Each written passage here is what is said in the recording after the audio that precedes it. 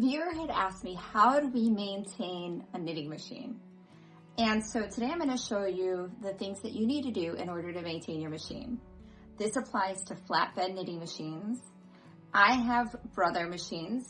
This is a computerized Brother KH930 with a ribber. And this one is a Brother KH155. That's just a simple flatbed machine, no ribber or anything. And I'm going to show you how to maintain both of them. And this will be applicable to really any flatbed machine that you have. It really doesn't vary that much between the different machines. So I'm going to start with the sponge bar, but first I wanted to go through some tools you'll want to have on hand in your studio for maintaining your machine. I like to keep a pair of needle nose pliers handy, wrench, and different size screwdrivers that match the different things on your machine. So especially with the one with the ribber, there's lots of little screws and stuff that sometimes get loose. So it's nice to have some little screwdrivers handy. So let's start with the sponge bar. So all of these flatbed knitting machines have a sponge bar in them that keeps the needles moving and having sort of a little bounce to them. And it's not something you're going to have to maintain too frequently, usually every 3 to 5 years, but it is something that you're going to need to check from time to time. And when you first get your machine, if it's used, you're going to want to check it. This is an example of a healthy sponge bar. You can see it's got some good fluff to it. It's nice and clean. Yeah, that one's a nice, good, clean sponge bar. This is one that is getting a little flat. Has a little bounce left, but not a lot. And you can see that it's getting a little flat. It definitely doesn't have the same bounce as this one. And this is one that I actually found in one of my machines. And the machine was having trouble working, and it worked like a dream once I replaced this. So you can see this one is totally flat. Look at that. And it actually, the spongy part created this like black dust that kind of got onto the machine a little bit. So it disintegrated so much. So you have two options. You can either go online and buy a new sponge bar for your machine, or you can DIY it. There's some ways you can use stuff you find at the hardware store to fix your sponge bar and make it work again. You just have to clear it out of where the sponge is, and then you'll get some like window stripping and glue that down, and then tape in the ends and then put it in. So we'll start by pulling out the ribber on this one, the Brother KH551. This machine is very simple. It's just a flatbed machine. There aren't even any programming buttons on this model.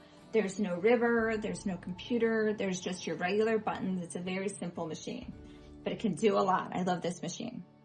So you're gonna take off the carriage. So I like to move my needles up to the D position.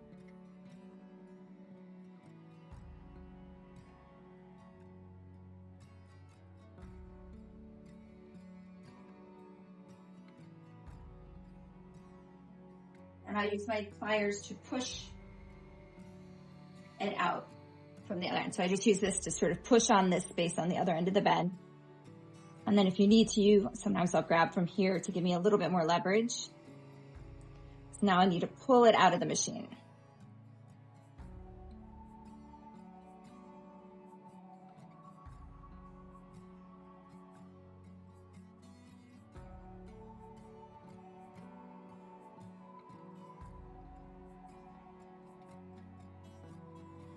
And this is what this sponge bar looks like. This is not a healthy sponge bar. I am going to need to replace this sponge bar. So I will either need to order or DIY it. If I DIY it, I will take you guys along so you can see how that's done. But this is how it should look. And this is how it looks. So you can see the difference. So this is not a healthy sponge bar. I'm actually kind of surprised how well the machine has been working for me. So we're going to put it back in. We now know we need to replace the sponge bar on this machine. I'm going to keep all the needles at the D position, and I'm going to put it with the metal facing up, and I'm going to slide it back in. But you might be able to see I have the sponge bar right in here. It's right on top of the needles inside the bed.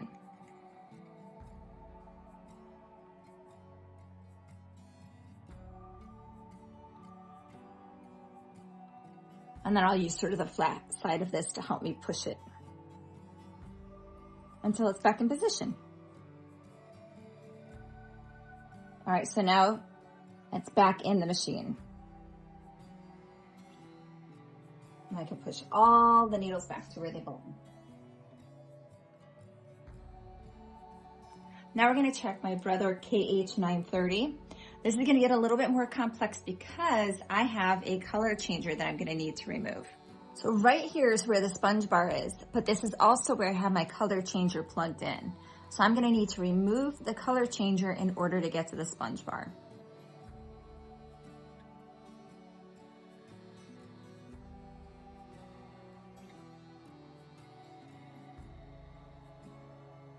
I'm going to take off all of these. So I need to unscrew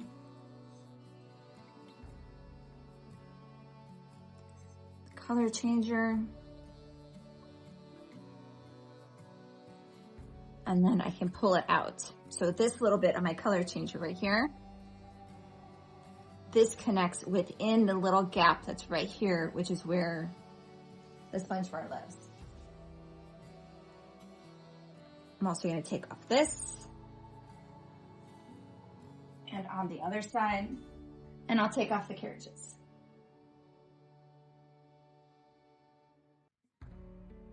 And we do the same process. We move them all up to D.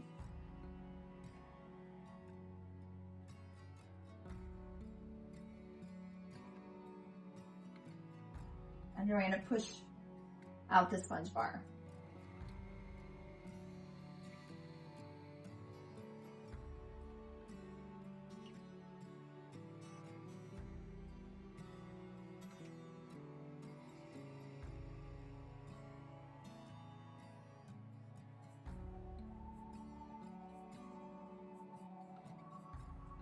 So this sponge bar is still in good shape. You can see it has a fair amount of fluff to it. It probably has like another year maybe of use. It's starting to get a little worn in the middle. You can see it's a little oily. Of course, I do most of my knitting in the middle of the machine, so the ends are a lot fluffier. So you can see it's supposed to be that fluffy. It's a little less in the middle. So this one will need to be replaced at some point, but not quite yet. It has some more time. And then the same process, we're going to put it metal side up. And we're going to put it now. With this machine, I've noticed I have to push down the needles as I go.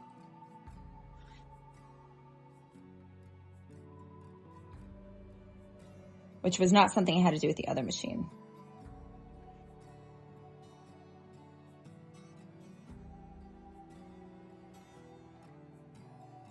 So while it's the same maintenance steps for any type of machine, of course, they're all going to have their specific ways of doing things. So this specific one, I need to push them down, and that's okay.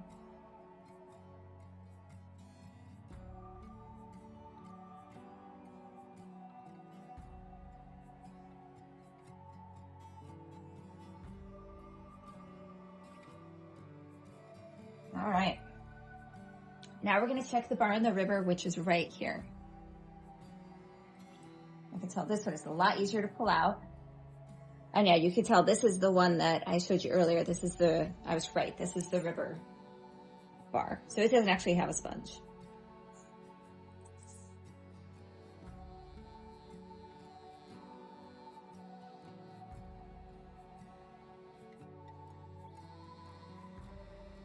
Here you can see the sponge bar. Do you see that?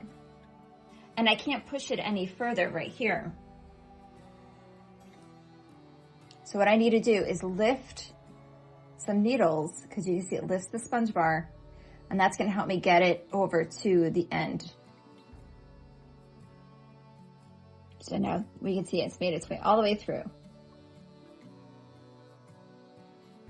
So the next thing you're going to want to do to maintain your machine, and this is something you're going to want to do pretty much after every use of the machine, is you're going to want to wipe it down and brush it. So my machine came with a little brush like this, but paintbrushes could work too, like little paintbrushes. And I keep a rag handy. So I can, after every use, I use this little brush.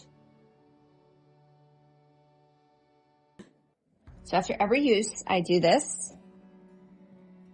And you can see the little dust bunny that it made, the little fluff. So I do that after every use of the machine. I'll go through and I'll gather up all the little fluffers by brushing the machine. And I like to dust everything off because this is going to help keep it working really well for you. And you're going to want to do it, in this case, on the river as well.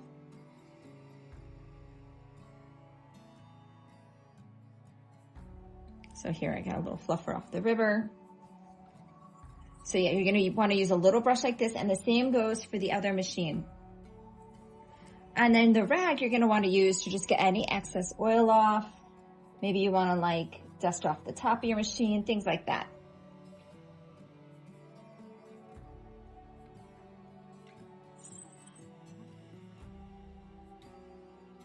You're also going to want to use your little brush to brush the inside of your carriages.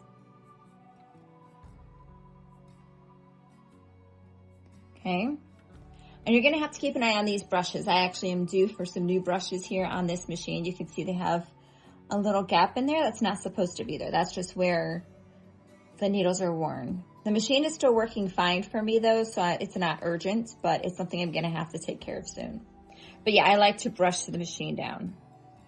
Another thing that's worked well is if you use, I've used a little vacuum before. That worked out really well for me.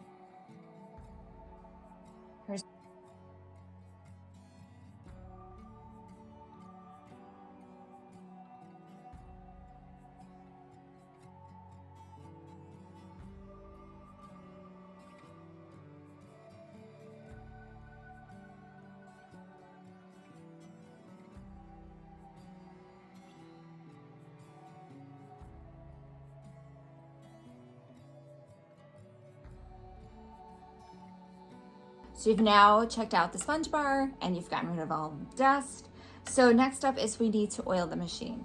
But before we oil it, we need to make sure all the buttons work properly, right? Especially if this is a brand new machine we just got, you're gonna wanna make sure everything is moving like it should, right? It all is. Now on this machine, when I got it, this button, it's kind of a two-part button, do you see? The first top half wasn't going in like that. It was stuck. So I couldn't do the kind of things that I wanted to do with the machine as long as I couldn't get that button in. So what I did was I used this product and I sprayed it in the machine and I left it upside down like this so it could get into the whole thing and into all the mechanics and everything. And then after a few days, I cleaned it up, wiped up all the excess of it. And then I followed up with this spray and I sprayed it in everything, and then it was nice and fluid and would work properly, and I could move that button inside and out again. So and then what I've done recently, even though my machines are working okay, I went ahead and took a day to just spray this on all my carriages, and then I let them sit for a couple of days and I followed up with the oil again. And that way I just kind of got all the residue buildup off the machines because I've been oiling them, after every single use. This oil should not be building up inside your machine, but I just wanted to play it safe. And that's it really. They're pretty easy to maintain. Another issue would be problem solving. So you've bumped into a problem, you've checked out all of those things, everything's in good order, so why is it not working properly? So I'll create another video about problem solving your knitting machine and how to work your way through some of the most common problems that I see with knitting machines.